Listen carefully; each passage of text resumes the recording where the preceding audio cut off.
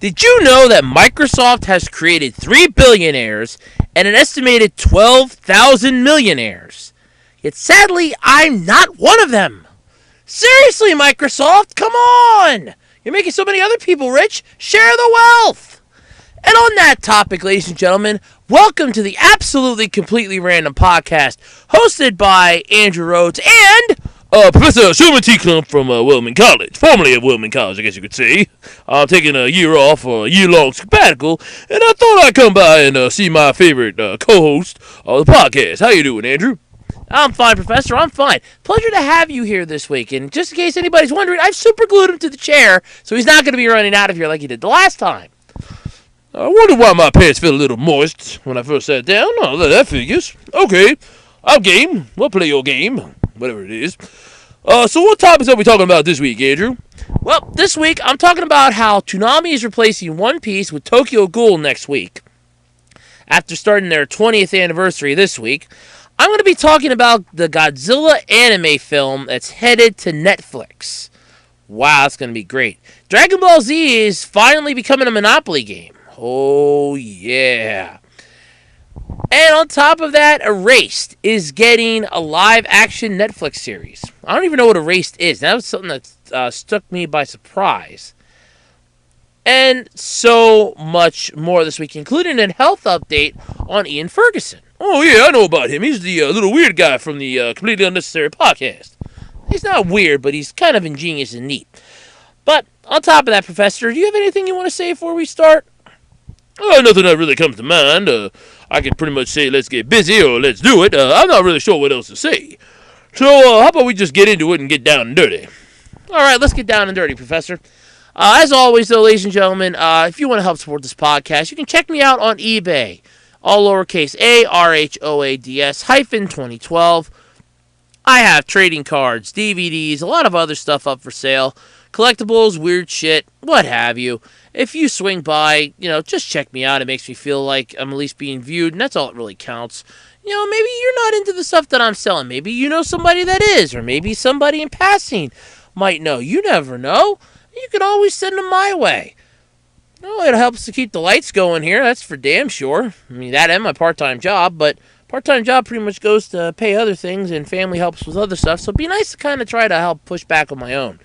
So without any further ado, like I said, A-Rhodes 2012 on eBay. You can also follow me on Twitter, @OtakeRhodes. Professor, anything you want to say? Nope, let's get on to it. Mind if I take the first topic for you, Andrew? Sure, go ahead, Professor. Oh, thank you very much. Toonami is replacing the One Piece anime series next week with Tokyo Ghoul. Now, One Piece premiered back on the programming block in May of 2013. This was shortly after Toonami returned to the airwaves. What was that? 2012, if I remember correctly, right? Yeah, should have been around 2012 when they returned to the airwaves. It was the April Fool's joke. Hold on a sec, I can pull it up quick. All right, you pull that up. So anyway, like I said, Toonami came back after its unfortunate and untimely demise. It returned to the airwaves and made a lot of people happy, including yourself, Andrew. Yeah, I remember that night fondly. I actually didn't even realize that it was, coming. I was like, okay, it's actually going to be coming back, because that night I was like, I'm bored, I want to watch something on TV, and I'm like, what do I want to watch? And I'm looking around trying to find something. I'm like, oh, I'll watch King of the Hill. I wasn't really in the mood to watch King of the Hill, but someone was just telling me I had to, and then that's when I saw the commercial. Oh, hey! It's actually pretty cool. Toonami's coming back, and it made my day. Yeah, I would imagine that it would. So anyway, like I said, Toonami's replacing Tokyo Ghoul. Toonami's replacing One Piece with Tokyo Ghoul, I should say. Now, Toonami officially turned 20 years old. What was it, yesterday? Yes, it would have been 20 years old yesterday. Toonami started on March 17th, hold on a second. There's actually finally got the Wikipedia article to load. Okay, it was launched on March 17th, 1997. Now, keep in mind, we did lose 4 years almost between when it left and when it came back. Shortly after celebrating the 10th anniversary, it was like a year later, that's when it officially dropped off the radar for a little while. And that's what saddened a lot of us. We had a lot of the Toms, we had the Moltar era, who Sadly, the voice passed away earlier this year. He will be sadly missed for eternity and forever. But yes, it came back in 2012. It's when it premiered on Adult Swim. So that's when it became the Adult Swim, and it's been going on ever since. So that's pretty cool. So Toonami, what's Toonami exactly to you? Is it something neat, unusual? It's a programming block of anime shows. Originally, it was just basically like leftover Hanna-Barbera cartoons like Space Ghost, Thundar and the Barbarians, maybe like an occasional G-Force episode was thrown in there, some Johnny Quest. And then it branched out. It got a reboot. It got Thundercats. When it grabbed on to Gundam Wing and Dragon Ball Z, it's when it officially really kicked itself into high gear. It's like, no, you know what? We actually have a winner here. It actually did extremely well for the while that it was on. Went through several changes. We had a few total immersion events, which were really cool, like the Intruder 2. We just recently wrapped up the Intruder 3 this year. No, end of last year. End of last year, we wrapped up the Intruder 3. It's kind of neat to see what the future will hold for Toonami. Yes, well, also, though, this week they're starting their, a 5-part micro-series, I believe you discussed last week. Yeah, called Sand Whale and Me. It's starting up tonight, actually. Now, keep in mind, though, ladies and gentlemen, I record this podcast on Saturday, so you're listening to this on a Sunday. So there you go. But yeah, let's try to get back to the topic here. Besides just telling people what Toonami is for those that aren't familiar with it.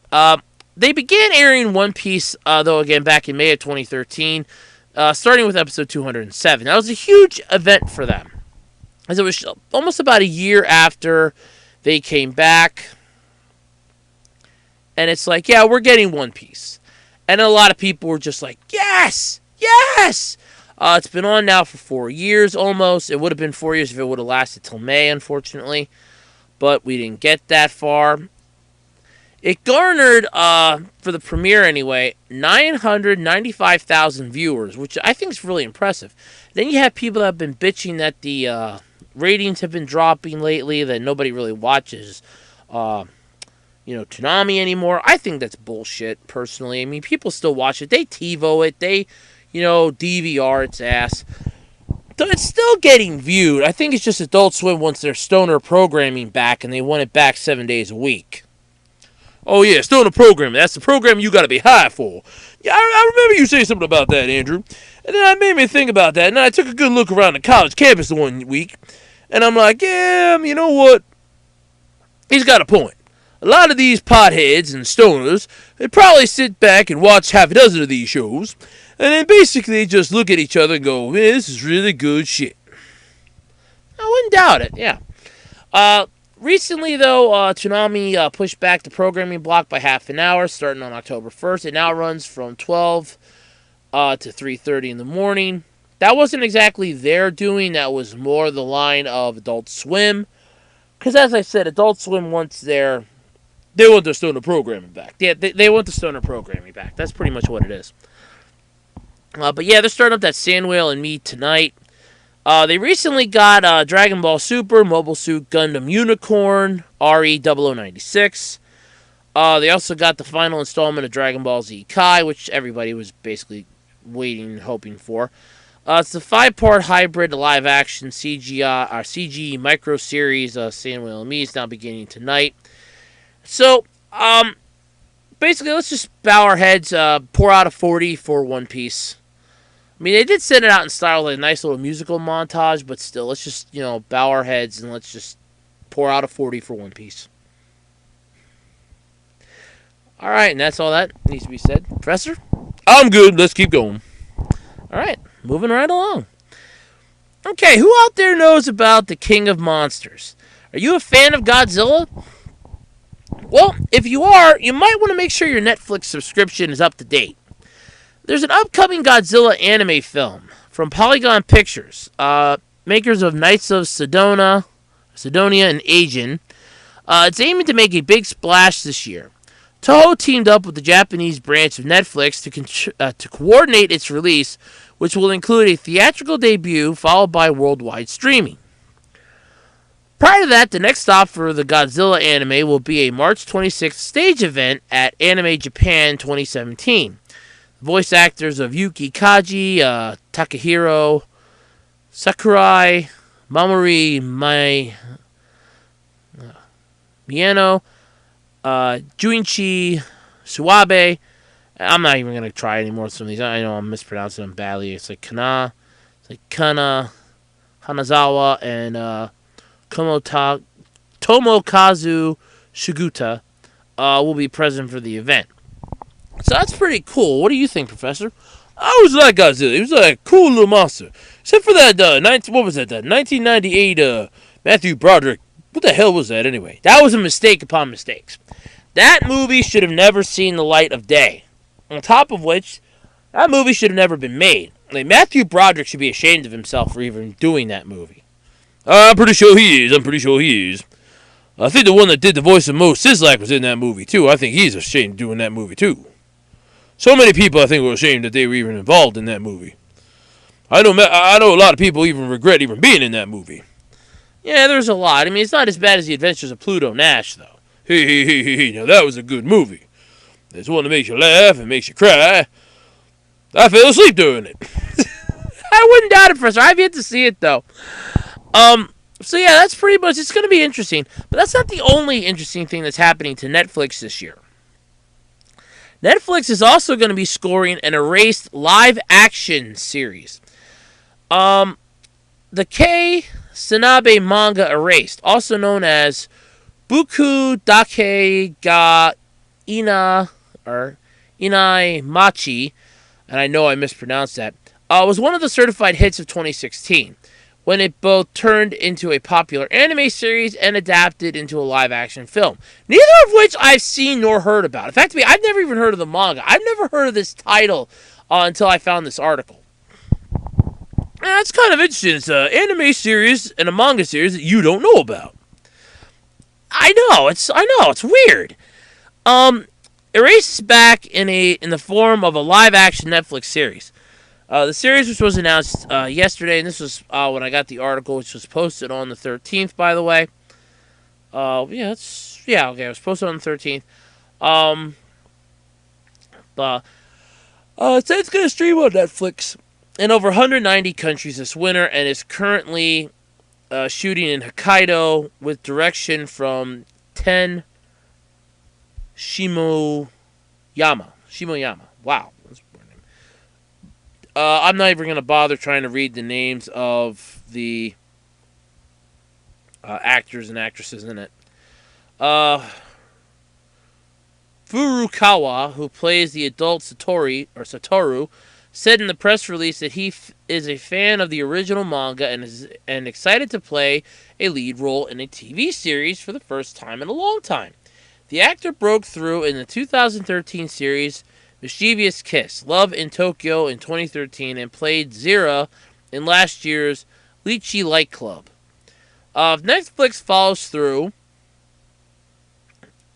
follows their established pattern of releasing series in complete bingeable form, we're set to have our free time erased this winter. Let's just hope the series is better than the movie.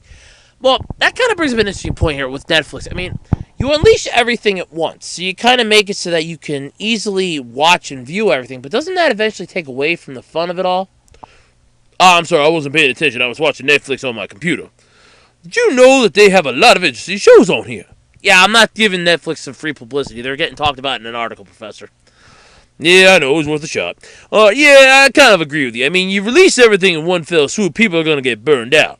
They're going to watch everything in one fell swoop, and they're going to go, whoa, now that's great. Now what do I do next?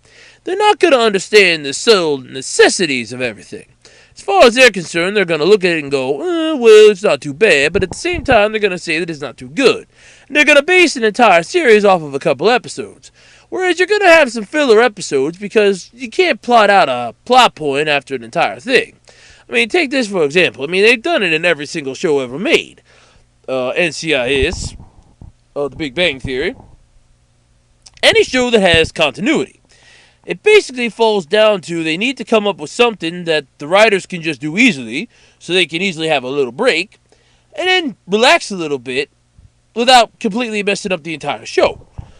Like, filler episodes are basically just that. They basically do nothing but fill a little void that annoys the hell out of people. Now, there are some that don't like filler episodes out there, and I know you know who you are. And it basically is just that. It's just a filler episode. It's nothing special, nothing important. It's one way or another, it's just something somebody did to make somebody else happy and piss somebody off. Very well spoken, Professor. What are your thoughts, though, on Netflix getting two things this year? I think Netflix is starting to get a little too big for them britches. Now, let's get honest here for a moment. You have Netflix, you have Hulu, you have Sling, you have what's that one? Voodoo or Vadu, whatever it is. You have that. Now, I could just watch everything on Crackle, YouTube, or many other sites. What do you usually watch stuff on now, Andrew? Most of the stuff I just watch on like YouTube, or I watch the Roku. My mom and I got my grandfather, and it's usually it's like Crackle. I've been watching that a lot lately, or Shout Factory's channel. Maybe I'll hit Tubi TV up every now and then, which I found out they just got a whole buttload of new anime in this week. Oh, really? Oh, that must have made you extremely happy. Oh yeah, they got Bleach, Bakuman, whole bunch of stuff. I'm really excited about that. It makes me extremely happy. But yeah, I can kind of see their point somewhat in some of this. It definitely has its ups and downs. It's definitely one of those strange oddities of life. You definitely have to take this, though, with a grain of salt. I mean, Netflix does have its limitations. The question is, have they reached those limitations yet, or are they just going to keep going until they break through and eventually set the standard for what they want to have as television, or are we just going to be stuck with it for eternity? Yeah, I don't know. We'll have to wait and find out, huh? Yeah, we probably will, Professor. We probably will. All right, Professor. When you hear the words Goku, and the words Vegeta, and the word Shenron, what instantly pops into your mind? A very long-winded, drawn-out manga series written by Akira Toriyama. Okay, as a fan of the series and the manga, I kind of should take offense to that. Oh, sorry. I mean, video games, card games, magazines, anime series, manga series, shirts, apparel, shoes, action figures, construction kits, model kits, some little Lego things, a lot of stuff. What are you getting at, though, Andrew? Well, believe it or not, Dragon Ball Z is going to become a Monopoly game. Ooh, really? I like Monopoly. I like Monopoly a lot. I am a Monopoly nut. Yeah, I like playing Monopoly, the virtual one on the computer with my mom. It always came down to the point where she had a property that I wanted, and I had a property that she wanted. So we're basically holding out for that because it's like, okay, I'll trade you this, and this for that property. And then it's like, she'll go, well, I'll trade you this, and this for the one that you have that I need. And it's like, well, you got to sweeten the pot a little bit here. I want this and this too. And it's like, we just didn't get that far. But if you love board games and Dragon Ball or Dragon Ball Z or any of them except for GT or Kai, because I hate both of them with a passion, then you may want to block out an entire weekend, gather your own Z fighting squad, because you, your friends, and your cousin's cats, what have you, will be able to challenge your own power levels and channel Frieza's real estate prowess in the game of Cutthroat Monopoly. And cutthroat's kind of a literal term. I remember reading an article once where people were actually murdered over Monopoly. That's weird. The iconic game is finally getting its own Dragon Ball Z themed board set, and GameStop has just released details about the game. Which, Professor, yeah, I'm getting it right now, Andrew. BS. GameStop is officially releasing this. You gotta be kidding me, right? Right. GameStop's releasing this. Why do we even bother at that point then, Andrew? I mean, if GameStop is releasing a board game, they're a video game company and a video game retailer, right? Yeah, that's right, Professor. GameStop's releasing the Dragon Ball Z board game Monopoly, I guess you could say, or the Dragon Ball Z Monopoly game. It's kind of weird. Over on their website, the retailer recently began accepting pre-orders for $40. Fans of the long-running franchise will be able to ditch their standard board games for something a bit more Super Saiyan. The exciting collectible set ditches locales like Boardwalk for King Kai's planet. And its tokens are all custom too. I would hope so. I mean, I would hate to be traveling to King Kai's planet as a dog or a car. That would be extremely inappropriate. If you are resistant to places like to pieces like the thimble or race car, though, like you were just saying, you can now trade those in for those drab tokens for something thrilling. The game's individual pieces range from Future Trunks' sword to the 4-star Dragon Ball. And if you purchase the game from GameStop, you will get an exclusive token of Hercules Championship belt. Oh, God, here you go. For going to GameStop and buying this game, you can officially have the champ's belt. The champ who could not save the world from Cell. The champ who, I will admit, saved the world from Majin Buu.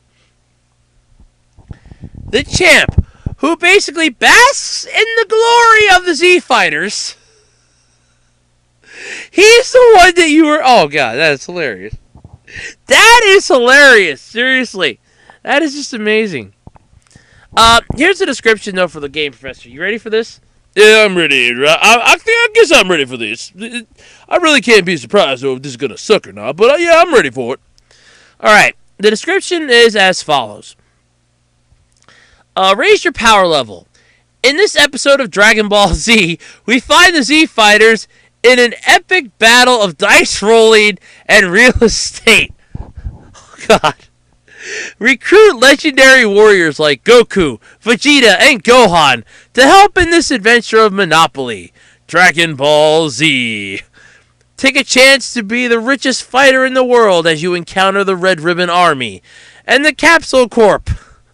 Friends like Bulma and Master Roshi can help you along the way on your path to greatness.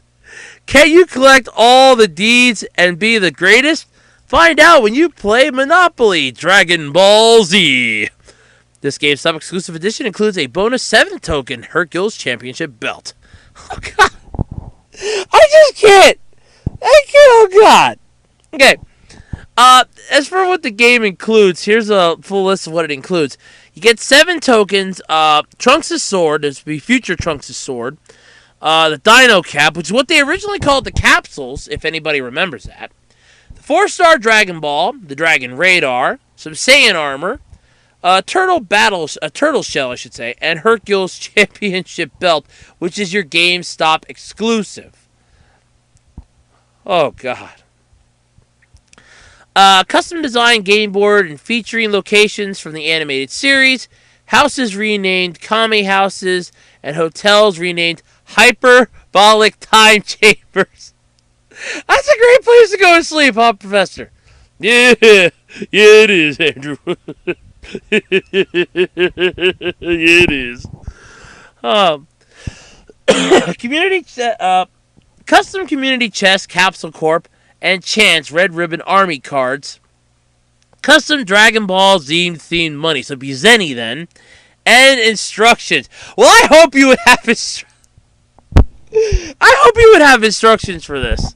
I mean, I don't really see how somebody's gonna basically look at this and go, oh yeah, I'm gonna play Dragon Ball Z Monopoly, and I don't know how to play it at all.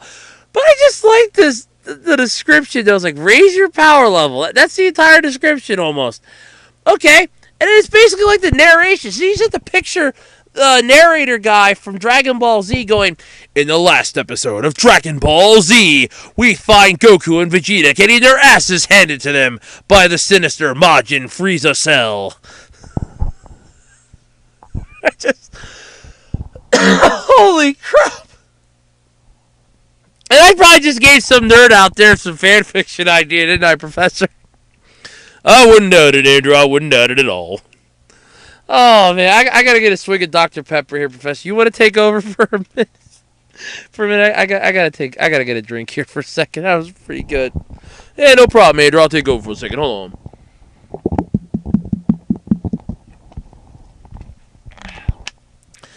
All right. So, basically what this boils down to, and I apologize for that little break. I kind of dropped the microphone a little bit and I had to pick it up. So what this basically drums down to is that Monopoly is now officially going into anime territory. And Andrew, I could see how this would be a good thing. I mean, think about it. You could have Pokemon Monopoly. I think they already have that, Professor. Yeah, in fact, I'm almost sure, huh? Almighty Google, come to me. Let's see if they have Pokemon Monopoly. I really don't know if it'll load up. I don't know why it's going slow all of a sudden for me tonight. It's kind of weird. All of a sudden it started going really, really slow all of a sudden. I don't know why. I'll probably have to reset the router again.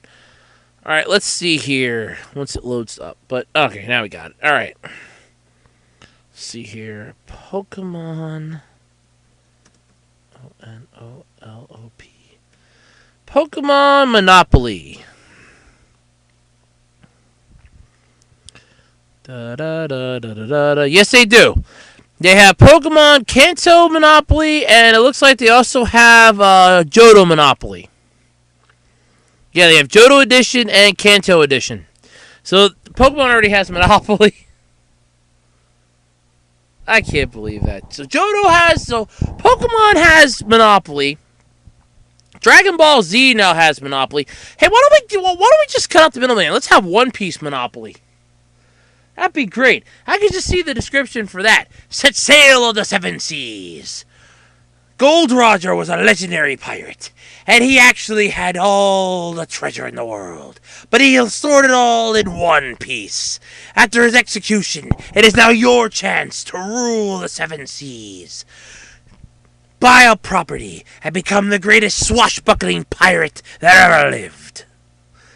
Could you just imagine a commercial for this? I mean, for the love of... I mean, this is just weird, Professor.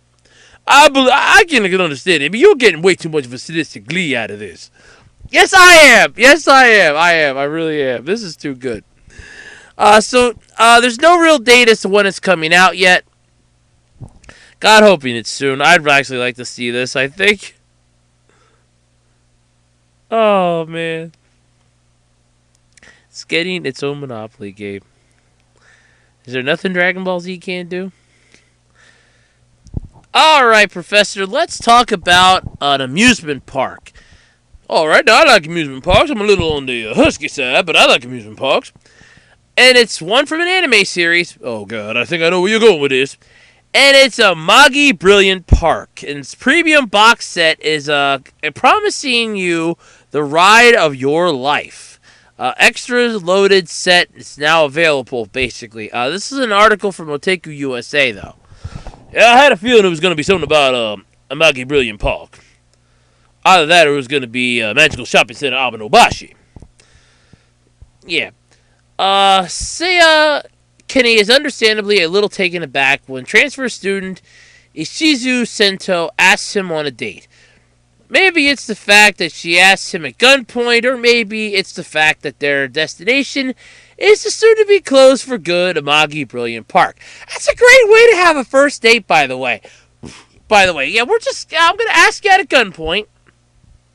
Then I'm going to drag you to a dilapidated amusement park that's about to get closed down for good by probably the government, I want to imagine. And I'm just going to drag you there for our date. They're never going to find your body there. That's what I'm pretty much was thinking. Yeah, they ain't never going to find your body. You are pretty much a dead man walking at that point. The series is coming out, though.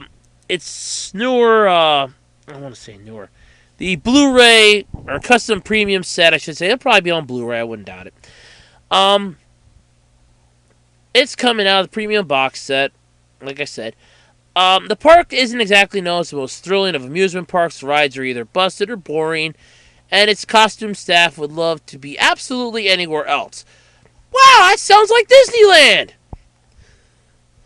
The rides are somewhat boring and dull, and the staff is probably child molesters. Okay, that sounds a lot like Disneyland. Yeah, that's the happiest place on earth, folks. So imagine Seiya's surprise when Ishizu insists he take over as manager. Oh, yeah, that's great. Oh, that's great. Okay. You hold him up at gunpoint. You ask him out on a date at gunpoint. You drag him to a dilapidated amusement park. And Professor, you want to handle this? Yeah, not a problem, Andrew, not a problem. You drag him to a dilapidated amusement park, and then basically up and have him. Do you want him to be the manager of said dilapidated amusement park? But the problem, though, is that Amagi Brilliant Park is the real deal. Those costume performers, they're not really wearing costumes. All of the magic and the workers within Amagi live off the energy of attendees. And they're done for good if they can't get 250,000 people, 250,000 people to come in the next 3 months. Okay, that's weird. Oh yeah, it is a little weird. It's definitely strange. Weird, unusual, highly strange. Based on the light novels by Shojin Goth, the Amagi Brilliant Park anime is directed by Yoshihiro Takemoto. Am I pronouncing that right? Yeah, he did Lucky Star, Miss Kobayashi's Dragon Maid, and Fukushima's. He's also with Fukushima, or Fumihiko Shimo, new game in Clannad, on series composition for the Kyoto Animation, K-On! Sound, and Euphorium production. The limited set, I apologize, is coming packed with extras, including a booklet, ooh, a sticker sheet, ooh, iron token, a mirror button, ooh, metal pin set, a map poster, park brochures, and more. So go ahead and join in on the efforts to keep the park open and pick up your own copy of Amagi Brilliant Park. Oh, come on! I know the premium sets usually give you some good stuff, Professor, but this is just pathetic. I mean, okay, yeah, you get a map poster, which I'm assuming is a map of the park, a park brochure. Gee, that'd be great. You just have like a dog or something flipping you the bird. That's how happy they are to be there. A sticker sheet, iron token. None of that crap sounds interesting. Oh God! I mean, this is just embarrassing to say the least, Professor, and I mean that. But I can see their point. It is somewhat of a good series from what I've heard. So if you get a chance and you're interested in it, pick it up. It might be worth a good laugh, or 2, or 6, or 20, or 20, or 30. I don't know. Might be worth a good laugh, though. Probably is. All right. So, like I said at the start of the episode, or start of the podcast this week, there is an update on Ian Ferguson. For those of you that don't know what I'm talking about, let me give you a small rundown. Ian Ferguson is one of the hosts of the completely unnecessary podcast. I keep getting theirs confused because theirs is so much better than mine. Unfortunately, Ian became extremely ill late last year and has not been able to do the podcast. He started a GoFundMe page. I want to say back in February, like late January, early February. Somewhere in there. It has reached a tremendous amount of money. Ian, though, might finally have a name to the disease that he is currently carrying.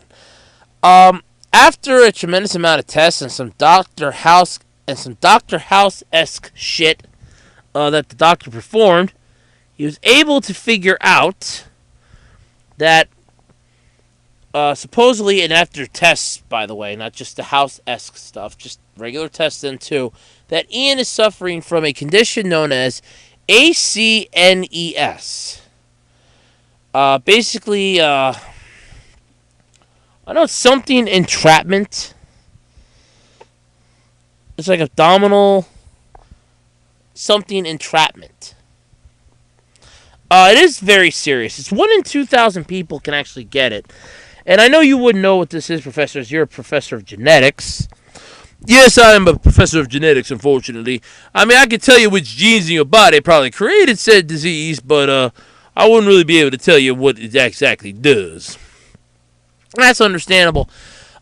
He also pretty much got this diagnosis after having to go to the hospital half a dozen times, or at least two that we know of. But we don't know. He might have had to go back for like tests and stuff.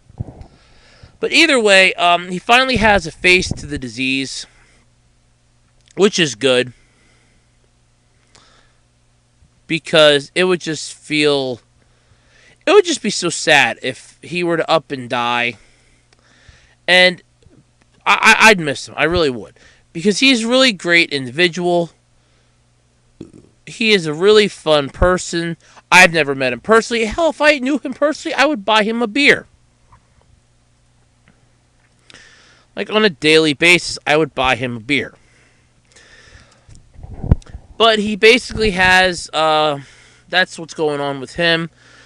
We found out earlier this week, Pat Contry did a update at the start of the podcast. Ian, however, was too ill to do the podcast this past week, so Pat's hoping that he can come back for the next one, which will be, 2 weeks. It should be the 28th of, it would be the 28th of March. It's like about 10 to 9 days from now, depending on when. Well, 10 days for me, but it'll be 9 days for everybody else. That's when he's kind of hoping that Ian will be able to come back, at least maybe for like another hour or so. That would be neat. But I'm just so glad, that Ian's on the road to recovery. It's going to be a long road. No recovery is ever easy. And I'm just so glad that, he's finally on the road to recovery. He can finally start getting better. Because it's really sad if Ian were to have died. I don't think Pat would have been able to go on with the podcast, with the CU podcast. His podcast, it's good, but I couldn't even finish the first episode, Pat. I really couldn't. I mean, it's just... nobody listens to my podcast other than my mom, and it's weird and strange, and like I said, don't get me wrong. It's weird, it's strange, but at the same time, it's entertaining. Let's go with that. So, I'm kind of hoping that, things pick up for you. I'm hoping that things go well for Ian. And, I'm just really happy that, he finally has the diagnosis and he can finally start getting some help to fix what's broken. Because we all know that he really, really, really needs to come back because we really miss him tremendously. All right. So, I got a story I'd like to share this week. Professor Klump, you have anything you want to say? We got plenty of time.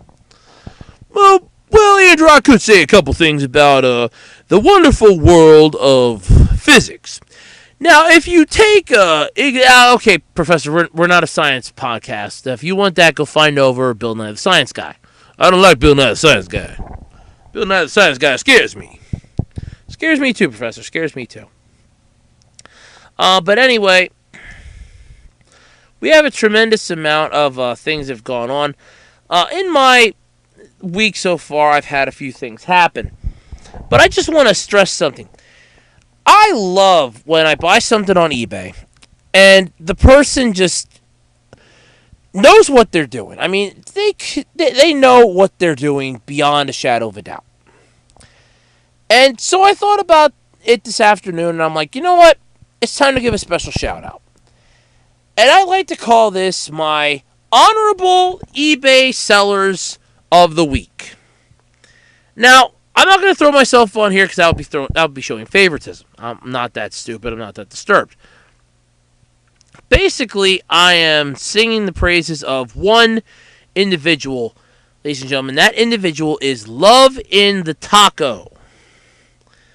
Love in the Taco on eBay. Now, they are extreme This seller knows what they're doing. They pretty much go through and can flat out, like you just, I'm really getting off on this. I don't know how to exactly even start this, but basically, you get what you pay for. The cards are delivered because I buy a lot of Yu-Gi-Oh cards off of Love and the Taco. The cards are delivered so beautifully that you don't have to worry about, are they going to come to me damaged? Never comes postage due. Will always come. You know you are getting a decent product if you buy from Love and the Taco. And it's true. Love and the Taco really knows what Love and the Taco is doing. So, like, I'm kind of getting on this, but if you are interested in Yu-Gi-Oh cards, I know he's got, like, some movie posters up. Check out Love and the Taco on eBay. I really recommend that. And that is my honorable eBay seller of the week. Alright, Professor Klump has stepped away for a moment. Amazingly, he ripped up the super glue chair right off the floor. Oh, I'll have to fix that then. So I guess I'm going to be solo for the rest of this podcast, which is fine. So, this week, I guess I'm going to finish out some of the podcasts somewhat this week.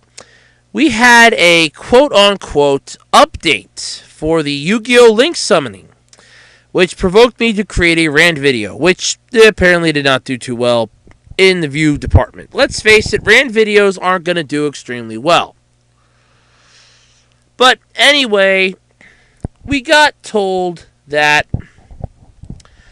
you can now use tokens for link summoning, trap monsters for link summoning, a whole bunch of cards that are probably eventually going to make the TCG ban list for link summoning. And speaking of that, though, because if you want to hear my thoughts on the entire new updates for link summoning, go check out the Andrew Rants video, the playlist on that. It's pretty cool. But speaking of which, the ban list anyway, I did do a rant video on that, but the OCG got a ban list this week. Now, for those of you that don't know what OCG stands for, that stands for Original Card Game. They received a ban list this week. And what a lot of the Yu-Gi-Oh! Players and a lot of the Yu-Gi tubers were saying actually happened, and the quote-unquote Zodiac decks have been officially killed. This sucks on a multitude of reasons, mostly because the Zodiac decks were sort of, I guess they want to claim them to be the strongest decks at the time. And from what I was told they were, from what I understood they were, but now they're basically nerfed. Two of the most powerful cards are done, at least in the OCG. OCG, though, is also getting 2 copies of Elemental Hero Stratos, so they brought that off the ban part. And they've shoved the Tyrant Neptune on that as well. So, Mega Capital G, who's a Yu-Gi tuber that I kind of follow, as well as Devonator1212, but Mega Capital G goes, okay, so let's see what the quote-unquote future of the TCG ban list kind of has for this. And going off of that, it's kind of safe to assume, yeah, we're going to get everything that's on that ban list. Which means the Tyrant Neptune is going to be done, the couple Zodiac monsters are going to be done, we're getting Witch of the Black Forest back, but its effect's going to be nerfed. And that's all that. And I'm thinking in the back of my mind, and this is all coming out probably around the same time, which is, by the way, as I still have it on a piece of paper, July 21st is the end of the world for Yu-Gi-Oh! Because that's when the Link Monster decks hit store shelves, which is sad. So, needless to say, this is going to be one of those weird events in Yu-Gi-Oh! Where you know something bad's going to happen,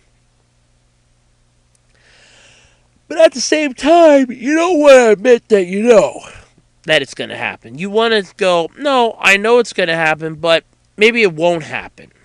You want to be optimistic, but you know it's no point.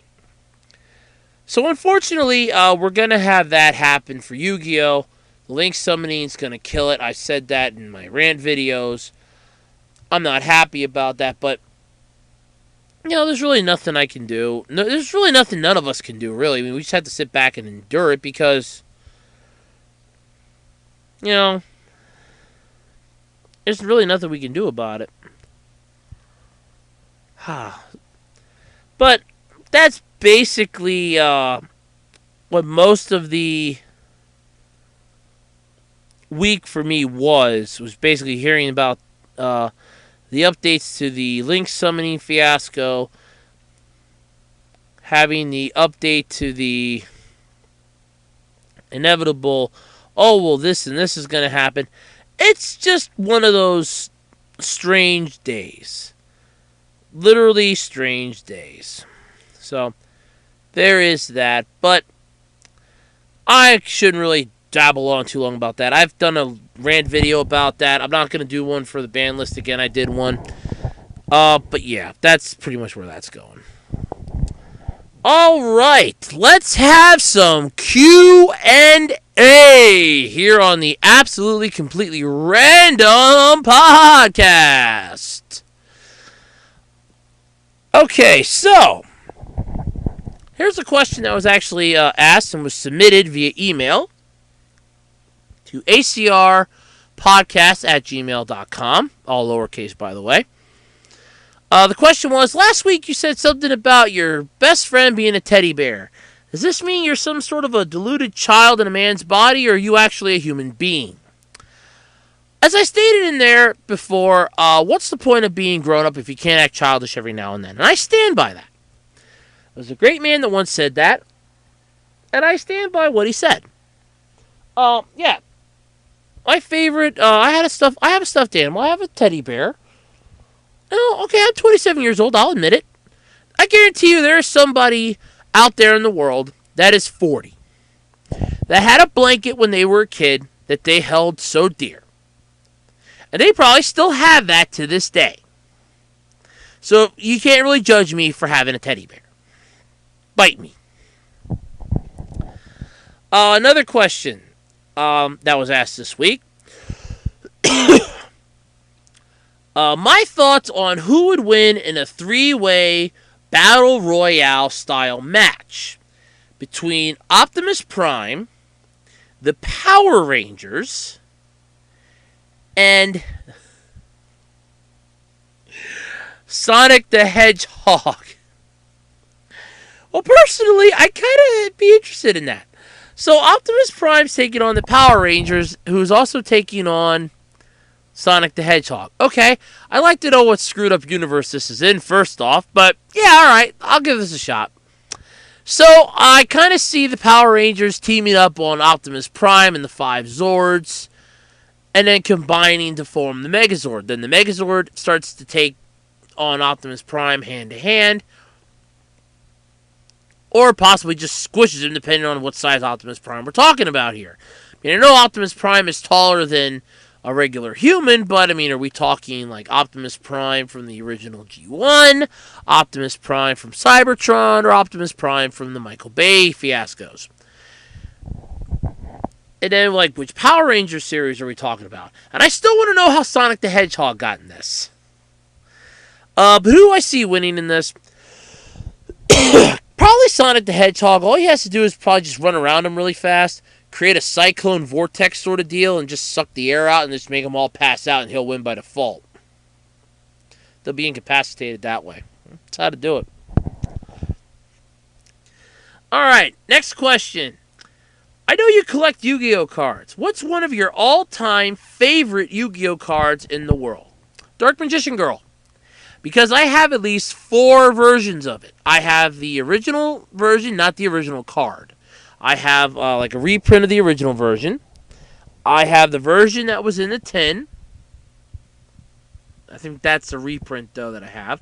I have the Duelist Pack Yugi version.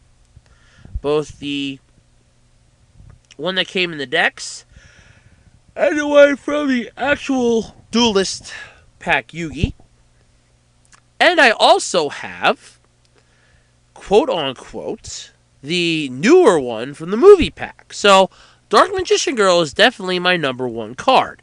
Number 2 would probably be Slifer the Sky Dragon. So, yeah. I like Yu-Gi-Oh! Sue me. Okay, and one of the last questions I have this week is, so you talk about anime, you talk about movies, you talk about any of this other stuff. What makes you qualified to actually give people your opinions on stuff? Not a damn thing. What makes me qualified to do any of this? Nothing. I'm just a fool sitting in front of his laptop with a microphone, talking about stuff, making jokes, and people view it. Am I popular? No. Do people know about me? Somewhat. Do I care? I do it because it's fun. Simple like that. But what makes me qualified? Really nothing. I mean, I could talk about anime series till I'm blue in the face. Nobody's going to believe me. They're not going to take it seriously because everybody believes that anime is porn. And I'm going to do a rant video on that. So there's a future shock there for everybody. So yeah, that's basically the entire concept is I do it because I want to. I don't do it because I have to. I do it because I want to. All right, folks. So that kind of brings us to the end of this week's podcast. And it also brings me to a point of interest here. Now, a lot of people out there in podcasting land know that I have a part-time job. And this coming week, we found out that I'm working 4 days in a row. So that's going to kind of make it difficult for me to get the articles and stuff. Now, I know this week's seemed like it was a little phoned in. I do apologize for that. Remember, folks, not every single week can be a winner. I mean, I do the best that I can. I am a one-person army here. But I'm going to be a little stressed time-wise and finding everything. Now, I can still look for articles during the week. It'd be like in the afternoon. But I'm just kind of giving everybody a heads up. Now, next week, though, 2 major things happen. We have the Power Rangers movie, which is going to drop, unless they decide to stop it a week early and say, no, we're not releasing it on the 24th like we've been bitching for the last few weeks. And then the Chips movie is also dropping next week. So I can pretty much talk about those, which I'm planning to do. Believe me, that Power Rangers a fiasco. I was going to say something else, and I changed it at the last minute. A Power Rangers fiasco is going to be one of the top articles for me. Because that thing is just a joke and a half. It's about as well placed as... Oh, God, what's the word I'm looking for here? Oh, yeah, it's about as well placed as March Madness. And I can't stand March Madness. So, basically, like I said, it's going to be one of those weird sort of I'm going to talk about it for a reason sort of articles. But then the question is it going to be worth talking about it? Is it going to be a good thing I talk about? I don't really know. But I'm looking forward to doing it either way. That being said, though, is it a good idea for me to do the podcast next week, or should I just take a week off and relax and recharge? I'm not sure. I do this every week, and I still plan to do this every week, regardless. Come hell or high water, I am going to do this. So, I don't know. I'm probably still going to do it. So, I'll probably be here next week talking, like always. I know there's a few things right now that I can probably talk about, but it's just a matter of how do I do it and how do I word it out in an entire week. And that's what I'm not sure of. But, as for now, the podcast will continue. It will go on. It will continue strong. And nothing's going to stop me. I'm like that Matthew Wilder song. Ain't nothing gonna break my stride, baby. So, with that being said, my name is Andrew Rhodes. Thank you for listening to the absolutely completely random podcast for this week. I'm sorry if it wasn't too great. I'm sorry if it kind of sucked. Like I said, I do apologize for that. I promise it's going to get better. It's just one of these things that you're going to hit a low point, and I think I've hit that low point right now. And I kind of need to find something good to talk about to really boost myself up. So it's going to be one of those. It's going to come back up. You just have to be patient with me, okay? There's so much I can do. But if you have any ideas for ways I can improve the podcast, send them to acrpodcast@gmail.com. If you have any suggestions for articles you'd like to hear me talk about, again, acrpodcast@gmail.com. Or you can even tweet me on Twitter @OtakuRhodes. If you have a inkling to possibly want to sponsor the podcast, send me an email at acrpodcast@gmail.com. And until next week, ladies and gentlemen, my name is Andrew Rhodes. This has been the absolutely completely random podcast. I can't tell you where Professor Klump is, but all I can say is it's a nice warm place, and I'm smelling dumplings, and I'm nowhere near a Chinese restaurant. So anyway, ladies and gentlemen, I will see you next week. I'll be here next week. You can listen to me next week. You don't have to listen to me if you don't want. I won't really be upset about it. But until next time, ladies and gentlemen, stay calm, stay safe, and remember, folks, it's only an imagination if nobody tells you it's reality. Bye, everybody, and thank you for listening.